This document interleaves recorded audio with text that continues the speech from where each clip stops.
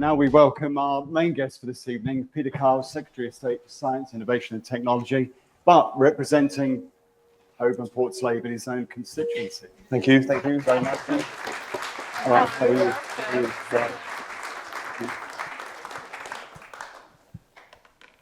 Oh, nice and comfy. Peter Carl's in the house, everybody. This is the most comfy seat I've sat on all day. Thank you so much for making time to come and join us. I know you've got to rush off for yet another appointment today. So busy man, busy day, but thank you for making time. I think we're going to jump straight into questions that we've put together without further ado. Questions from people here? Yes, we've got a mix. The audience have pre-asked questions via an online process. We might have time for a few kind of live questions. We'll see how that goes. And we've tried to blend across three sections. Rose and I represent Brighton and Beyond, which is about AI in the community. We have a section on commercialisation and innovation, and then a final section on ethics and governance. So a bit of a spread. Some questions are easy, some we'll see. I think I'll be the judge of that. Good. Okay. Here's a good one that we selected from Dan Warman, who does a fantastic job in the community providing education services for people coming back to work and people entering work. And his question is this: our skills system is set up for an age before AI, with skills being taught in schools and colleges for jobs that may not exist in a few years' time. A number of local schools have banned AI tools in the school. So how can schools, colleges and universities make sure our young people are equipped to use AI in the workplace as it becomes ubiquitous and an essential part of everyone's working life? Yeah, thank you. And thanks for having me. I'm sorry if I was a little bit late. I mean, so this is one of those foundational questions, because we can't harness the opportunities and the power of AI unless we have the digital infrastructure in place, the physical digital infrastructure in place, and we have the human skills to capitalize on it, and we have the data that AI relies on to produce the kind of quality analysis and outputs that we need from it. And all three of those areas are things that I'm very exercised about. On skills, because we've been out of office for 14 years and coming in, we have in key areas this great opportunity. And because Bridget Phillipson, the Education Secretary, started by creating Skills England, we have this great opportunity with a new institution that's looking at skills in a new way, coupled with a comprehensive rethink of the national curriculum for the first time in the biggest rethink for a generation, really, for 30 years almost. So my department, the Department of Science, Innovation and Technology, is very closely integrated in those. And it's really difficult, because if you think about what life, if you think it was only 3 years ago that ChatGPT became mainstream. Before that, I mean, it was a heartbeat before ChatGPT was just a source of ridicule and jokes. And then suddenly, overnight, people caught a glimpse of its possibilities. So to have a whole education system that can then pivot to the potential and the possibilities and the possible directions of travel is really hard. But the fundamentals still are the same. You're going to need kids with technical knowledge, with technical abilities, and you're also crucially going to have the social skills to go with it. That hasn't changed.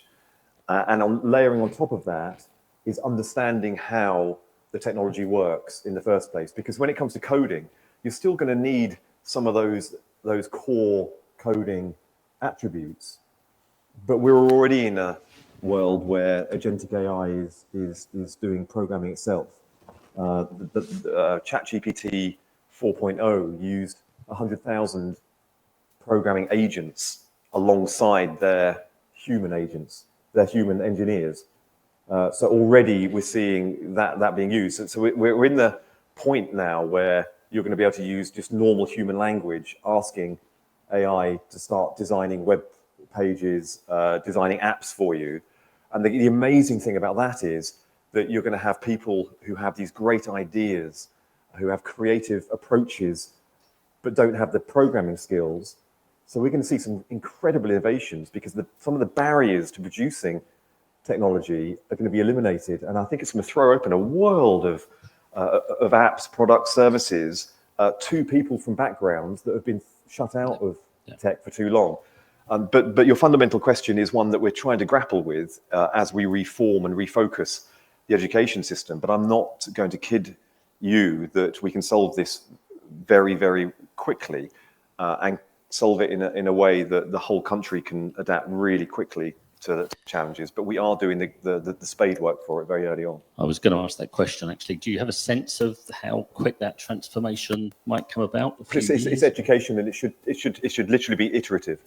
I mean, it really frustrates me that we have this sort of review of skills in the past every sort of decade or 20 years.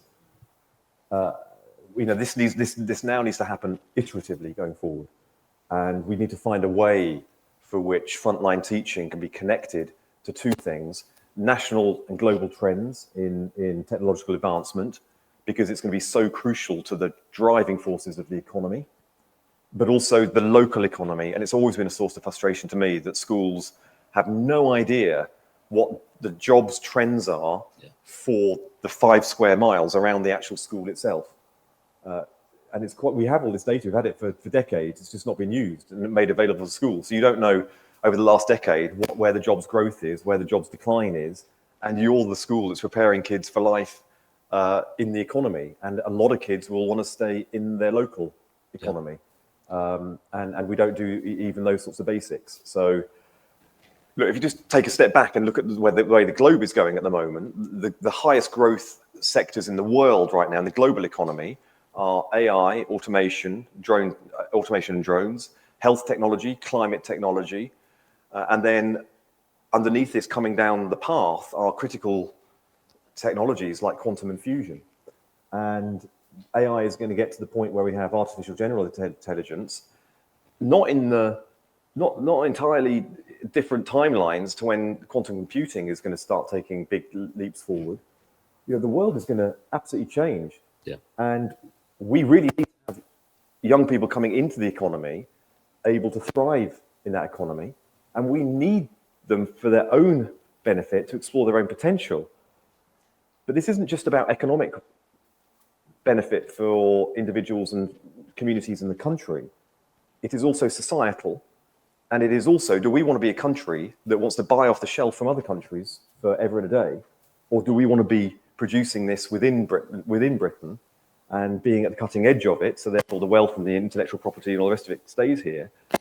But don't underplay also the thing that we never talk about really in forums like that, and that is the national security and the defence aspects of these technologies that are coming. And I want to make sure that in the new world that our country is safe and secure going forward. So all these things are so linked because all of these technologies are general purpose technologies. They're not singular technologies, which is exciting and presents us with real technical and moral and ethical challenges. Yeah, and I know... Yeah, you're obviously very passionate about this entire subject, Peter, so that is music to our ears. There were a lot of questions earlier about education, etc. So thank you for that.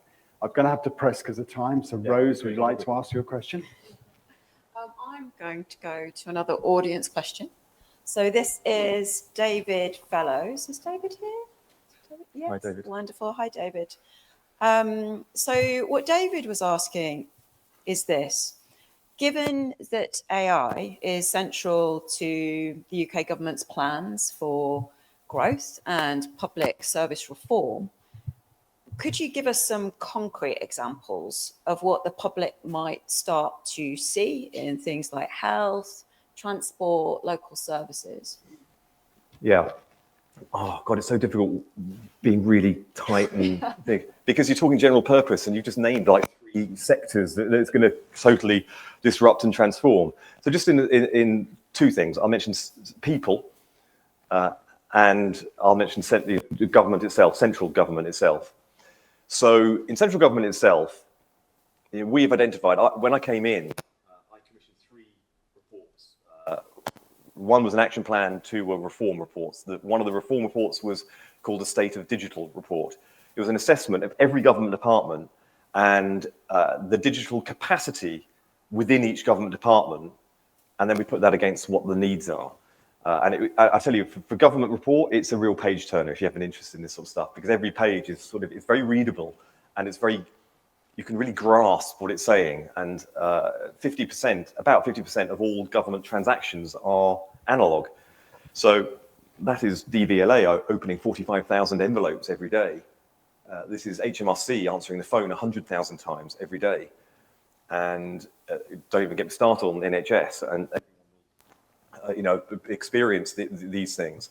So we will systematically understand these opportunities we have for transforming, because I get asked, you've probably heard, whenever I do interviews, I get asked, am I trying to do an Elon Musk, and are we doing a Doge and the like? Well, the first thing is, we've been doing this for 6 months before they came on the scene.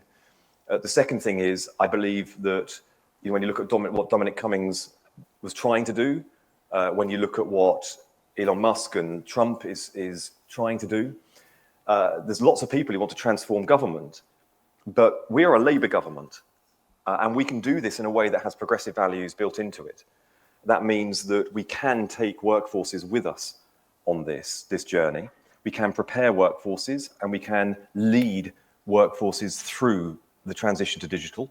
We want to create, yes, a much smarter and a smaller state that's fit for the tasks that are put before it, but to do so in a way that creates better working environment, a better remunerated, rewarding working environment, and where there is displacement, we are prepared for it. So I've already, before I started this work, I've set up an apprenticeship scheme within the NHS,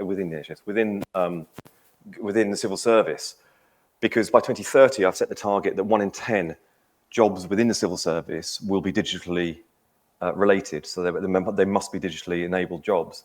But that transition needs to start, and the pathway to it needs to be understood. So anyone inside the civil service or externally can apply for this apprenticeship route to transition jobs ahead. We've created a suite of productivity tools, which are collectively called Humphrey, but it includes Red Box, which is analytical tools. We have Consult, which is public consultation. Sometimes you get 50, 60,000 responses to public consultations. The AI tool that we've developed in-house is far more efficient, and interestingly, gives far more representation to voices from disadvantaged backgrounds and backgrounds that are usually excluded from consultations. Actually, there's less bias in it than with humans in the piloting that we've done already.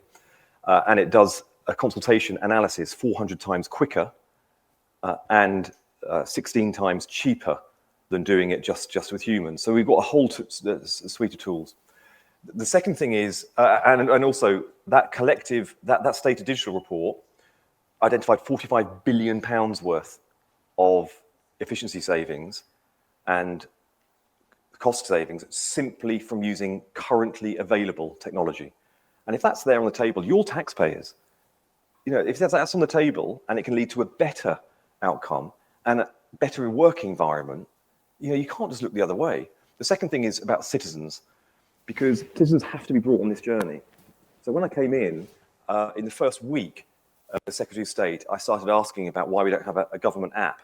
And the previous government had not mentioned it once. There was no legacy work on this. We have Government UK, which has pretty ubiquitous recognition and use in the public, but no app. So next month, it's amazing I can say that now, next month the Government UK app will land. Very shortly afterwards, it will have an AI-powered chatbot integrated into the app, and you can talk from local services through to national services. You can ask it questions in human form about, I've been made redundant, or I want to set a business up, or I've got a parking fine here, and what do I do? Where do I go? And it will just give you information, analysis, and links, and it will assist you in getting all the answers from 700,000 pages of government websites, and it's amazing. After that, we'll have the wallet, digital wallet will be added to the app. By the end of this year, we'll have the digital driving license with all of its full age verification ID card functions. Not one bit of that had started before the election in July last year. Why is it so important to me? For two reasons. We need to empower citizens. It's their state.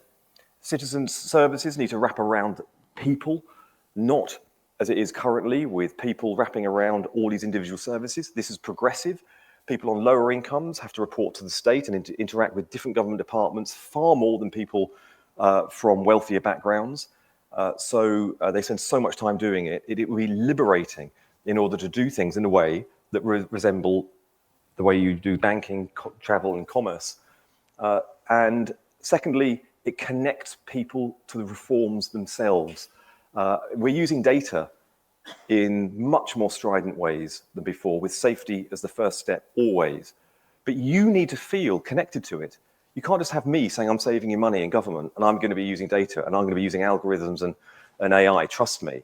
But if this is all in your hands and you are getting analysis and power to do things and interact with the state and get information that empowers you, then you will feel connected to the reforms that we're doing. And that's just incredibly important to me. And three, this is about saving the welfare state, because there's always two risks. There is the risk we get something wrong.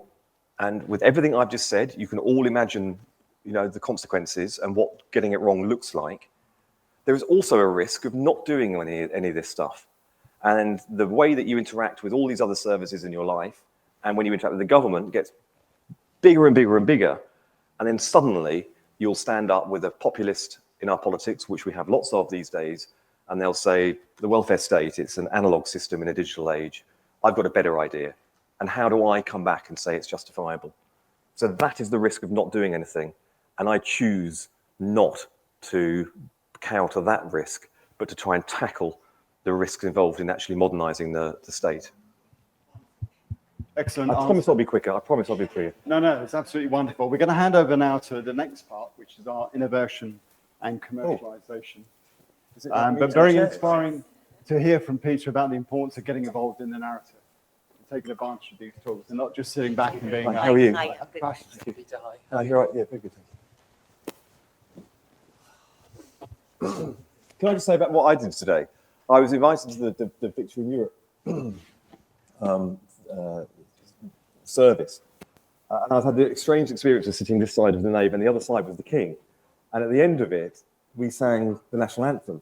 And when I was standing up, I was singing the national anthem facing the king.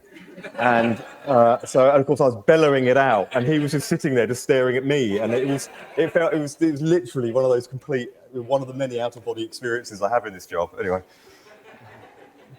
How was your day? Okay. Try it. So this is a local question.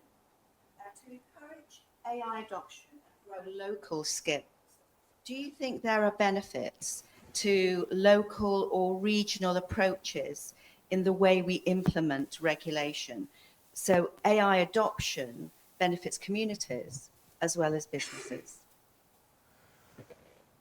Wow. So I've resisted. So when it comes to regulation, lots of territories and countries are taking very different approaches.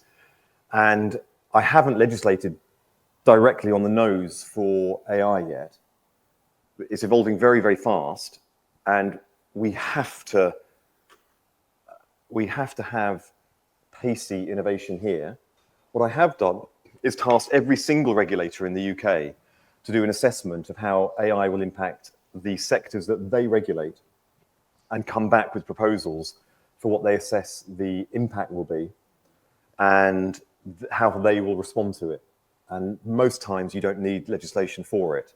I will legislate at some point, but at this point, I'm just trying to see the pace of change. What probably does need regulating is some of the frontier aspects, which are much more national security related. So there is a lot of freedom to interpret AI and use and harness AI in very local ways. And that's one of the things that's exhilarating about it. And it's not for me to say what that should be, because I don't have the creativity and imagination. If I did, that, I would be here doing it. I wouldn't be, doing the job I do now.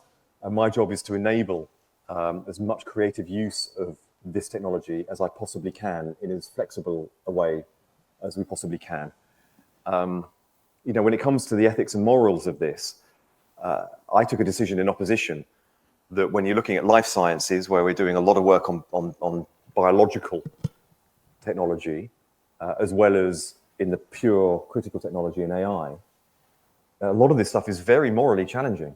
But I tell you this, I would rather morally challenging work is happening in this country with a mature regulatory and legislative framework, and I would say a Labour government, to give oversight of it and to steer it and to be there being an assertive partner on behalf of a hungry for adoption, but also concerned that we get the basics right on this and safety built in at the start, population, than the alternatives. And there's a lot of alternatives out there that we should be concerned about, which is why getting there first is important. And I'm afraid that when I say this, it sometimes grates with people, but we do need to stay at the very cutting edge of this technology so that we can shape it and make sure it is broadly in line with our democratic values as a country. Peter, is that working? Yes. I'm going to ask you a question that was actually posed by Alexandra Diaz. Is Alexandra here this evening? Not actually. Oh, there she is. There she is. Excellent. So the specific question here is around how regions like ours in Brighton and Hove can, what are the strategies that we can take and how can you help us to develop stronger innovation ecosystems around AI and around other technologies that are connecting universities, startups, investors, industry partners, etc., in order to build economic power and innovation capability in our community? Is it Alexandra? Is that, did I hear right? Yes. Well, the first thing you shouldn't be doing is asking a politician like how to sort of get these things right, because all we do is slow things down. But I kind of aspire to sort of, in a utopian way, to be an assertive partner to innovators, investors, and entrepreneurs who all come together. You know, every time I go around the country in opposition, I was everywhere listening, and you always make these partnerships. And I would always say to people, this partnership's amazing, and you've got some of the university labs that's coming out really excited, you've got an investor and all this. And I said, what about government? And then there's always an awkward silence, and people sort of look up and look down and they shuffle, and then they come up with regulatory problems or planning problems, they come up with funding problems. The funding problems are always, you know, the grant is only 1 year or 3 years and not long enough. The process to get it was just a nightmare. And you just come away feeling shame because you just think, you know, there's all these exciting things happening out there. And why is government a really important sector, but it's not an enabling one? It's not an exciting one. It's not one that people think, great, let's get them on board so we can really sort of do stuff. But we have to be that in some areas. So we've changed the culture a lot in some of the areas. You've got Jess here from the council, who I know is trying really hard to change the sort of the culture locally, bearing in mind we've had 50% cuts to our budget locally, which makes these sorts of things really, really difficult. But Brighton is Brighton. I grew up in Bognor Regis along the coast, and Brighton is Brighton, not Bognor Regis, because of our two universities. And we should never forget that, about just how much the universities have shaped the culture and the social aspects of our city, and given it a very, very unique economy, which really is gold dust when it comes to coastal communities like ours. And so if I was setting up a business locally and it was innovation, I would be straight in touch with one of the universities. I would be there trying to get to know some of the students and some of the professors and some of the work that they're doing, particularly some of the research side and the research students. And I would be really, because there is so much going on. When you go to America, I was in America the week before last, and I know it's Stanford and I know it's sort of an outlier, but when I said, when I said to a group of students, why did you want to come why did you want to go to university? About 90% of them put their hands up and said, because I want to start a business. Yeah, and that's really, you know, striking. And it doesn't mean they don't want knowledge and they don't want to learn. It doesn't mean they want all the things that everyone goes to university for, but they had thought what they wanted to use that knowledge and the experience for. And they were hungry to get out there and start building things and being a leader in building and doing things. We have quite a bit of that here in Brighton and Hove. We could really do with a lot of it. And we could do with a lot of it around the country because it is exciting. We should celebrate it. Excellent. Thank you very much. We're going to keep this moving fast. So I'm now going to invite another two people. Oh, wow. I feel bad that people can't ask. Was it...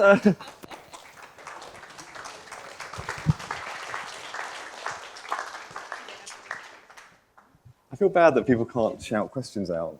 Was it sanitized for my... Okay, oh, okay, all right, good. Yeah, you're not getting off the way that lightly, please. No, okay, good. So on the sofa, I'm very pleased to be sitting down, I've got to say. Resting my feet. So Adebisi, over to you. If you'd like to answer your question, please. It's from Damilola Chiboye. Damilola, are you here? There he is. Right. So his question is, what policy frameworks do you believe are most urgent to ensure AI is developed and used responsibly in the UK? God, you're asking really like nerdy, good questions here, aren't you? It's like, yeah, so I would say that the AI Opportunities Action Plan is something that I'm unbelievably proud of. And it's one of these things where you just think, I mean, you might think, you know, what's the point of going into public life? I used to run a charity before I came into this. The party, they offered me to stand when I was 35. And I said no, because I didn't think I was ready. It was a bolt out of the blue, and I just knew that it wasn't right for me. And then when I did think I had more the skills and I knew who I was, then the party said, you know, you should stand. And I said, I'm going to stand in Hove. And they said, no, you shouldn't stand in Hove because you'll lose it because there's a Tory seat. You should go and stand somewhere else. And they suggested somewhere. And I just said, I just want to stand here. And if I don't win, I'm going to get on with my life. And anyway, I did get selected, did win the seat. The seat that they suggested I go to is currently a Tory seat. But that's just the way these things go. And there's a big life lesson in there. But one of the thing about politics is, and the thing that is magical about it, is that in opposition, there's a few things that we thought about, I thought about, and you just think, why don't we do this? So we're looking at sort of regulatory reform, and we wanted to set this regulatory unit up, and that's now in my department, and it's just, you know, it's getting innovation straight out into the economy really quickly. The other thing is the AI Opportunities Action Plan, because we just realized our digital infrastructure as a country is way behind. So I got in touch with Matt Clifford, who was Rishi Sunak's AI ambassador, and we started speaking really intensely. And because of that, we now have AI growth zones that are now out for communities to participate, to express interest in. And we've had 211 communities ask to have data centers and digital infrastructure in their communities. And Jess was talking about what the potential is of heating and all the clustering that can go with it. I expected a couple of dozen. And the great thing is I can now go out and say, not only the Prime Minister and myself are really excited about AI, the whole country is hungry for it. And I don't know of any data center that's won an architectural award or anything. So to have these 211 communities bidding for it. So the answer to you is the action plan, because we've got AI growth zones, we've got the AI Energy Council, so now AI sector is now sitting, which is co-chaired with me and Ed Miliband. We have the AI industry and the people who are running our national grid, they're regulating Ofgem, and the big producers of energy for the country. We all sit together and we strategically plan. So in the short term, AI growth zones, medium to long term, the AI Energy Council, a sovereign unit in number 10 that is bringing together all the constituent parts that spark off really high-end frontier development of AI technology. Everything Silicon Valley has, we have in Britain. We just don't have it in a coordinated, intense way. The magic comes from everything rubbing up together in this virtuous sort of circle over there. So we've got a sovereign unit that's trying to bring these parts together. And then we have this whole raft of things, and that's something that I'm really proud of. The reason I mentioned my own journey is because I just came up with this idea, and I was actually on the train between campaign stops when we came up with this idea. And now that idea is going to fundamentally transform the infrastructure of our country. And if we get it right, then the next 2 generations is going to be able to build on top of the firmest foundations. We've also upgraded digital infrastructure to that of critical national infrastructure. So I have additional powers to make sure we have robust networks to build on. I'm putting in cybersecurity bills so that we can make sure our country is where it should be, because in the first day in this job, I was given a briefing that scared the pants off me, and immediately on the first day asked for a piece of legislation on it, which is now coming into Parliament. These are things you can do because we won the election, but also because people stood for election. And so that's my plea to many of you who are there fizzing with ideas. There is nothing like coming into government and actually implementing and designing and doing. So that's the thing that I'm most proud of. Very good. Thank you, Peter. A nice recruitment pitch at the end there. Love it. You're all going to stand in Hove against me now. Now I'm going to get talked down. So I've got hopefully a slightly less nerdy question for you. It's up on the screen there. AI is proven to be an extreme power, and the evolution of AI is happening so rapidly that I don't think we're really ready for the society and cultural changes that we're seeing. Plus, it's a very extractive technology, so rare minerals, energy, water for cooling, etc. Are we on a knife edge? Are we going to end up with a dystopian future or a utopian future? What's your view? Okay. The thing that's always frustrates me about the conversation that has this as its premise is it kind of gives the assumption that we're bystanders. And part of the reason why people like me and I personally got into government and strove so hard to get into government is I believe you have agency when you get into government. We do have the power as a community, a society, and a state to shape how this technology is used and implemented, deployed, and consumed. We cannot stop the progress of AI. Most of it is happening in other territories. I can't stop it coming into our country, which is what some people think I can do, but I can't. But what we can do is shape how it is developed and designed, if we can get and keep our skills up there at the front. And I can also use the power of government to shape where the infrastructure is going to go, so that those communities who have been left behind in previous waves of industrial disruption and change and revolution will be the first to benefit this time. And I hope you will notice and keep an eye on where when we start to reveal in the coming days and weeks where some of the infrastructure is going to go, and you'll see that it is not an accident that we are using all of the power. My doctorate at Sussex University was in community development, and now I'm in this position where you can really use that experience to try and look at parts of the country. And then I have the pleasure of meeting some of the biggest global investors, not just in the world, but of a size that the world has never seen before, and going up and talking to them about parts of our country that have probably never been spoken to in those circles before, offering to take them directly to these communities, to show communities that are hungry for investment, that have got great skills, but just need a break. And we're determined to do so. So that's from the infrastructure. In terms of where it goes afterwards, you're absolutely right. But here's the thing, I don't know for sure, and nor does anybody else. And again, I've had the privilege in this job of meeting the people who are actually designing this technology.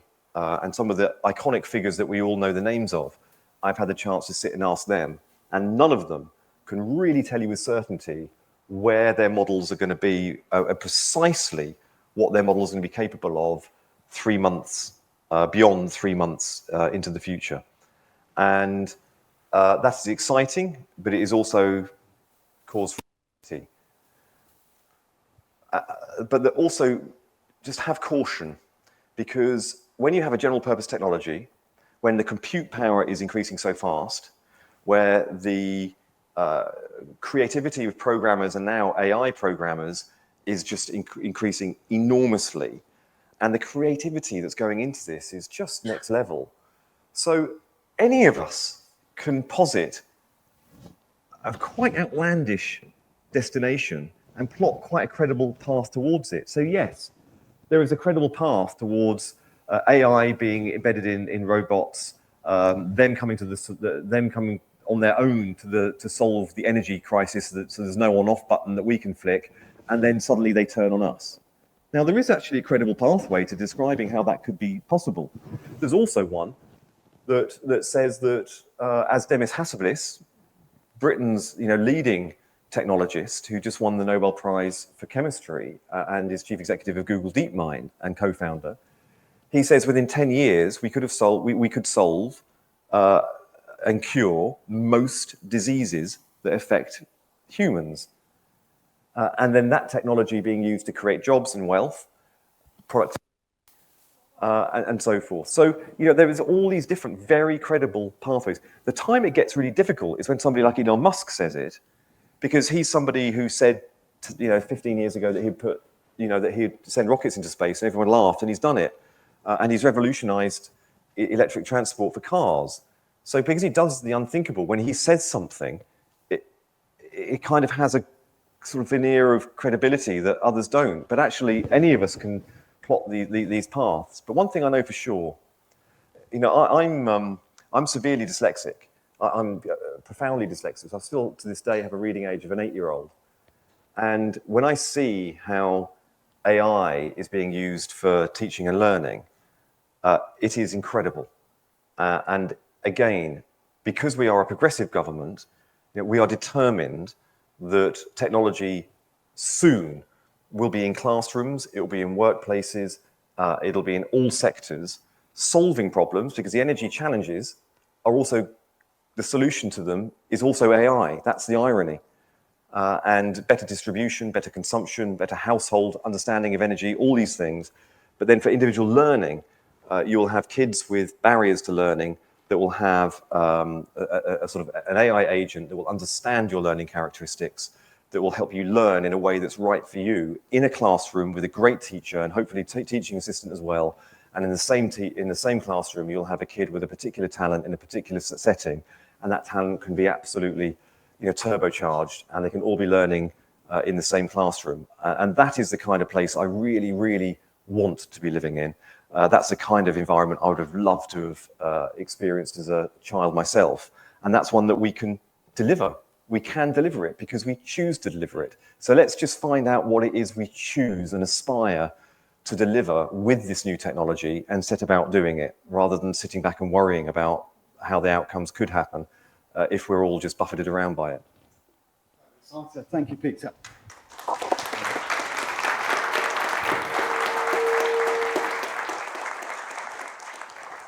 So now they get to have a go. Oh, okay, good. Very good. So you can either That's a post very the old question photo. up. So question number one we've got, how can we align AI development with the goals of reaching net zero? Whose question was that, out of interest? Jeff, put the back there, please. Well, it's quite straightforward in that in the production and distribution of electricity in our country, the grid, we're already starting to look at how we can integrate AI into that distribution. It's going to solve enormous amounts of problems. It'll be very soon when households start having AI integrated into household consumption, which aggregate around the whole country will have a big impact in terms of heating, lighting, and consumption of energy. But also some of the real fundamentals, because there is still about distribution of electricity on the grid, there's huge inefficiencies in it. And Ofgem and the national grid itself is now being able to expedite research into the efficient transportation of electricity in ways that it was unimaginable. So they're reducing the pipeline for innovation in net zero technology from like 20 years is coming down by a factor of 5. We're talking about things just happening incredibly fast. So right, because it's general purpose, it's going to be right across the board. But many of the problems thrown up by AI are also going to be solved by AI, and that's the counterintuitive bit of it. The second counterintuitive bit is how human AI is. And when people who have sort of avoided what they believe is interactions with AI, when they do it, there's some very human aspects to it. So, for example, we've got a lot of call centers in government. Again, we're a progressive government, we have choices. So when AI agents start taking over and start interacting directly with patients and public service users, we can then choose to use some of that human capacity to be proactive. So those people who are digitally excluded and aren't using the technology, we can now use data efficiently and effectively, see who's missing out. And rather than just having an overstretched call center, we can have an underused call center proactively connecting with humans who are excluded from it. And these are the things that you can do to deliver a more human experience because of AI. And the counterintuitive aspect of when it comes to energy and climate change is that many of the challenges thrown up by what is currently an additional need for electricity is going to be solved into the long term. I'm quite optimistic about that, although I'm not ignorant to the real medium-term challenges we have with enough production to cope with the demands it's going to have. Thank you, Peter. We have a question about visas from a young gentleman over here. Oh, hi.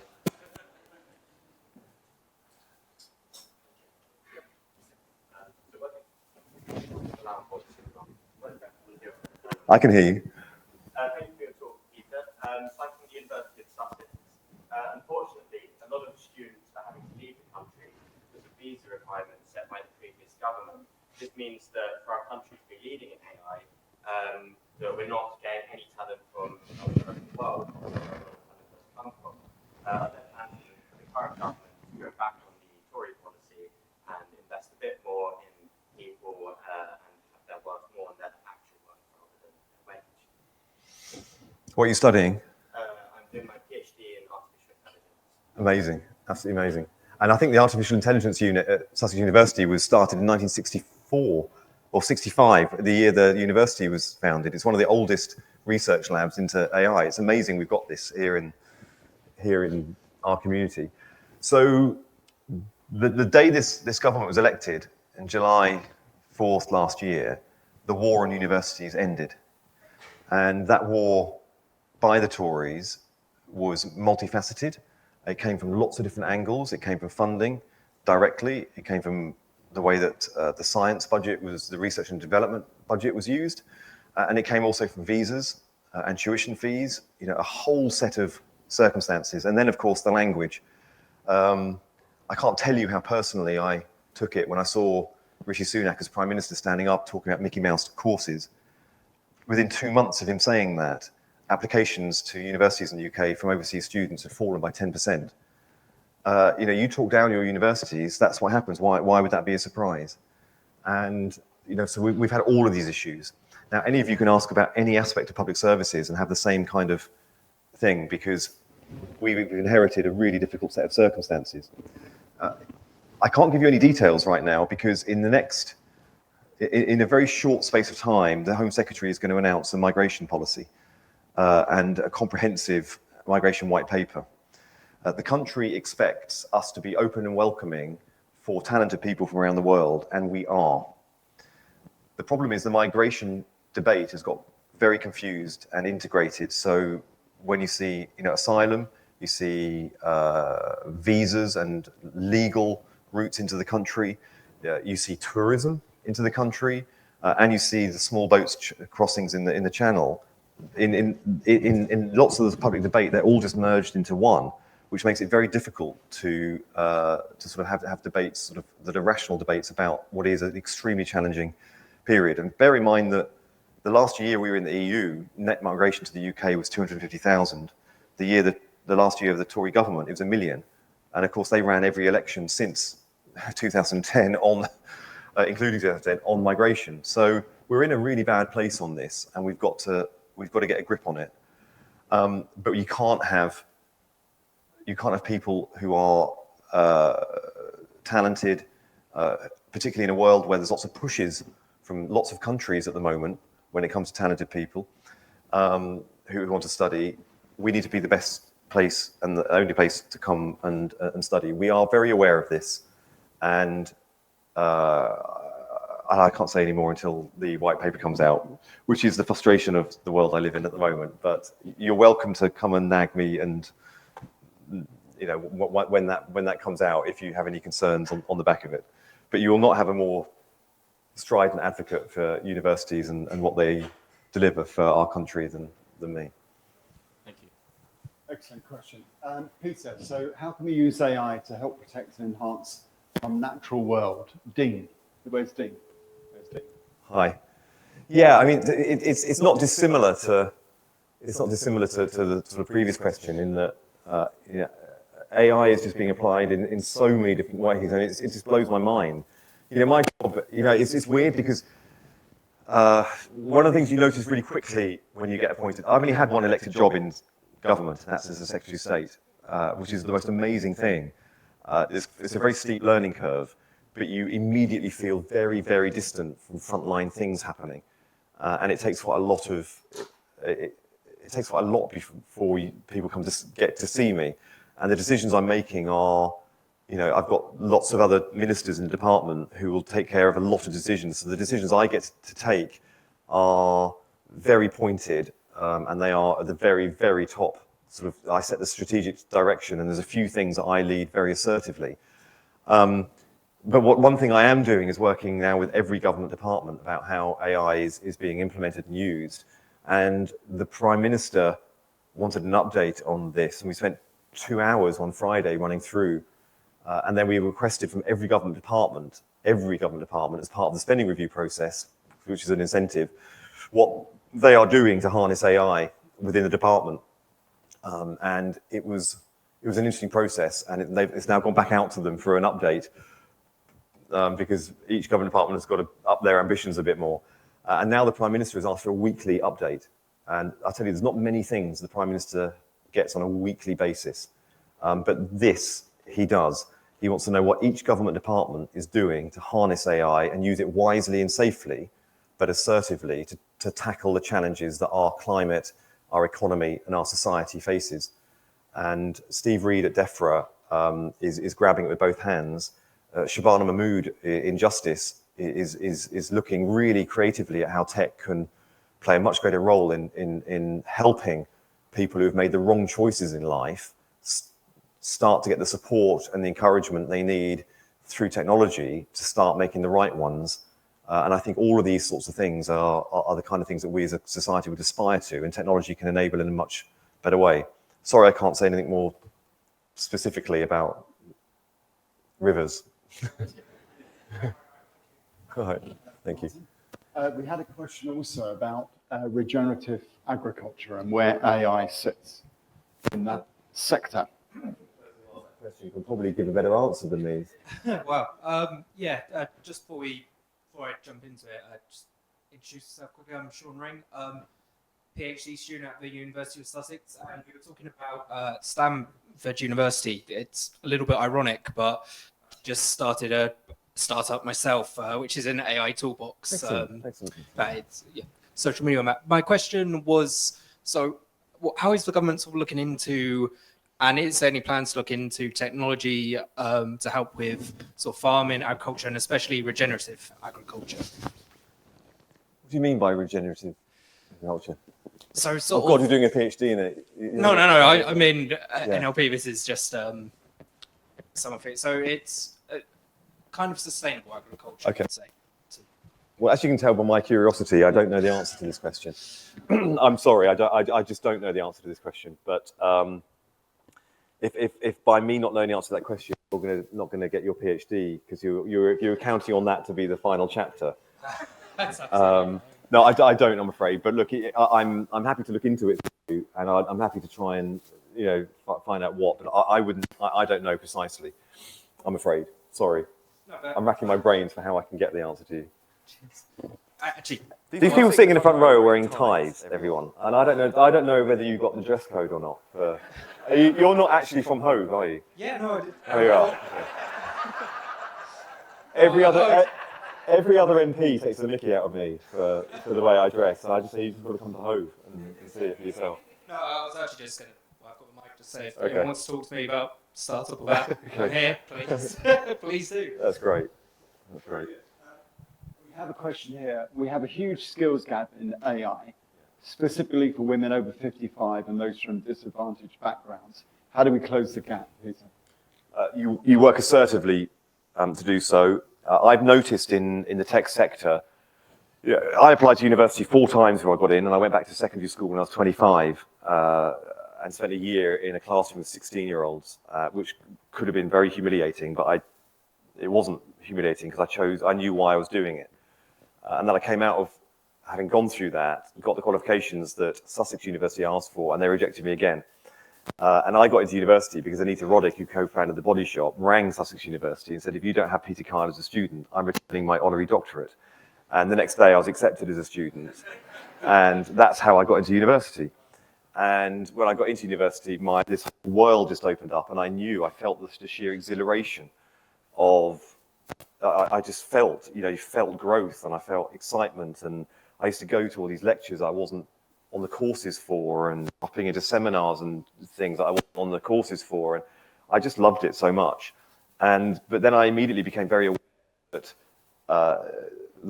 the system, nobody, my accent, and now I'm an MP and I'm a Secretary of State and I've got a doctorate, everyone just makes assumptions, but none of those assumptions would recognize, actually how many challenges I had and had to overcome. And I just became so aware at university that, my God, the system was so good at just diverting me off. Nobody sat there and said, Peter Kyle from that background, Dad left school at 14, went to the Navy at 16, he's not for university. Nobody said that. But the system was so clever at just sort of trying to push me and shunt me in a different direction. And now the more I get to know the tech sector, the more I see a similar kind of thing there. Every tech company takes actually very seriously diversity. They have to, because they understand that actually a lot of them have very poor diversity in almost every area, but particularly in socioeconomic background. And I've spoken to them about this a lot. Women and people from working class backgrounds actually really struggle to get in and thrive in the tech sector. So we, firstly, recognizing the problem. Secondly, using government and what the avenues we have as effectively as we can. And I've already spoken about that. We also have to work a lot with businesses and current employers, because workplaces are going to change so fast, and we need to have employers that are constantly updating skills. And ironically, AI is going to play a big part in this. It won't be long before parents are much more informed about the kids' education, because kids' education will be a lot more assisted by technology. That means that hopefully one day by the government app, you'll be able to get a push notification or a request or some information about, it would be good if you read this with your kid tonight, or it'd be good if you did this, use these words with your child tonight, or just something that's developmental that you could incorporate into family life that complements what's happening at school, or vice versa, you can update. So all these sorts of things can happen, but workplaces should also be iteratively adapting and updating and helping people keep up to speed with the skills that they need. And if we get technology right, we can be doing that. I really worry that certain groups will be left behind, but the fact that I'm in the position I'm in now and I'm worrying about this, and the conversations are happening, we are thinking very deeply about the impact that AI is going to have on workplaces, on communities of people, and the more we can start to predict, the more that we can be aware of, then the more we have of moving together as one country and making sure that nobody gets left behind. We're not going to get everything right, but we will care about areas we get wrong and work really, really hard and fast to adapt. You're loitering, I can feel you. We had a question about mental health from a young lady over near the window. Martin, can you take the mic up? Saw some other hands go up as well. Yes, hi. My question was really around about the emergence of mental health and technology over the last few years, and how we could use AI to be a positive in that, to ensure that the technology that has been developed over the last few years, more than a few years, like TikTok and Facebook, that is very much consuming and is detrimental to that health, how AI can be used to design technology to counter-effect that. Yeah, it's so your question is brilliant, because it probably is the first time I've had a question asked in this way that integrates social media and AI in one, and actually the two have now converged. So you have very clever use of data, algorithms, and AI, and then put into people's feeds, and it is addictive. So the first thing is, I've had a real frustration, and I've been a bit clobbered in the media over this, which is frustrating for me. I don't mind it being clobbered in the media, as long as they're doing things I know I need to do better at. But when we came in to the Act, hadn't been implemented yet, And if I had stood up publicly, I want to do these things, then the regulators would have stopped implementing the powers that were coming online. So I've had to be quite quiet about what my next sort of direction of travel is. But in January this year, all online platforms are required by law to take down illegal content. By July this year, all online platforms and content providers have to provide age-appropriate material to children, to young people. And this is going to be a massive step forward, and it will change the experience that children have, and parents will, for the first time, notice a positive difference. It will not solve, it will be a step forward. I'm now looking very carefully about what I'm thinking very carefully about how I can now start moving forward when these powers come online, and I can then start what would be a Labour approach.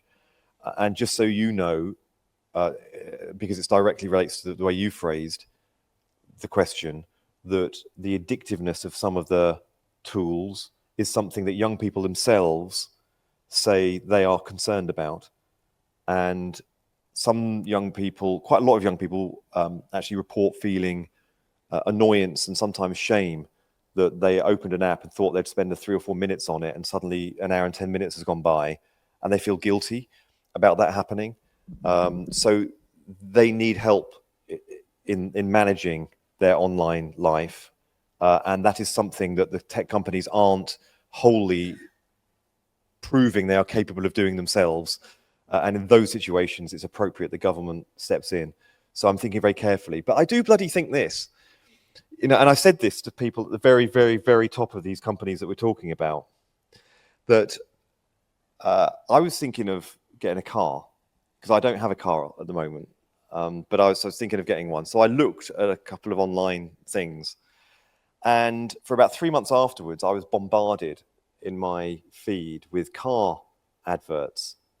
And the thing that was amazing about it was how specific the adverts were. They were cars that I was sort of like, I kind of wanted to click on, because they were perfectly tailored to somebody of my income, of my, you know, background. You know, they were the kind of cars I would go for. So when I speak to some of these people and I say, you've done that for me, so surely if you've got somebody with a vulnerability, you would know that about them as well.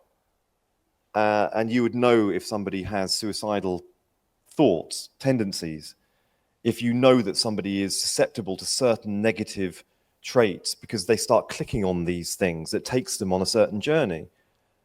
So if you know that, why aren't your algorithms not just protecting them from that journey, but finding ways to positively move forward in a healthy resilience building way? And every time they come back and say, oh, it's really difficult, really difficult. I said, but it's not, because you're doing it. You know, you're doing it with me, you know, and I feel, oh my God, I love that car. I'm going to stop it.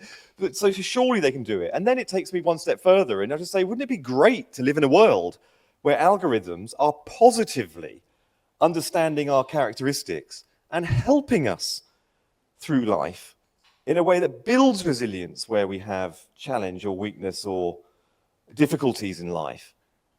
And yes, when we have things that we are talented at or we enjoy and actually bring happiness into our life, that's the way that we are incentivized to spend more time in, and they find a way to commercialize that.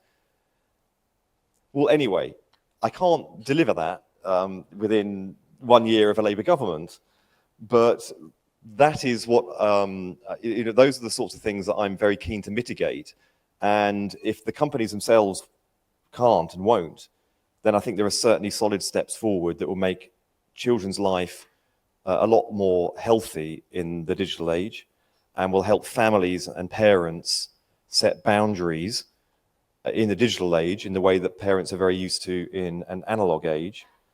And if you bear in mind that somebody who was 18 years old today was born the year the iPhone was released, so an 18-year-old's never known a life that's not smartphone enabled.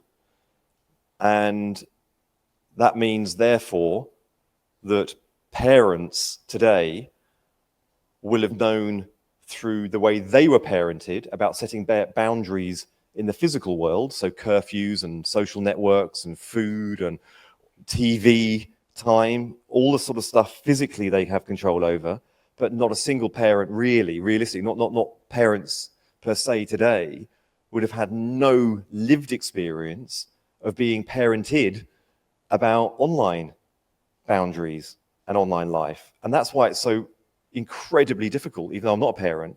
It's so difficult because there's just no inherited learning about how to parent in the digital age. And so I understand these issues, and I'm just trying to find a way forward where government can be a helpful partner, but not just get too intrusive into family life. So I spoke too long then, sorry. No. Thank you very much. Peter, magnificent. I'm going to shake your hand. Thank you. Fantastic. I think a huge round of applause.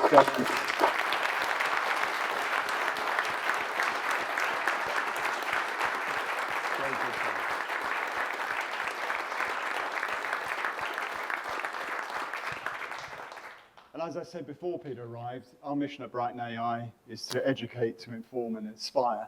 Well, we don't need to because we've had Peter do that for us tonight. It's been absolutely magnificent.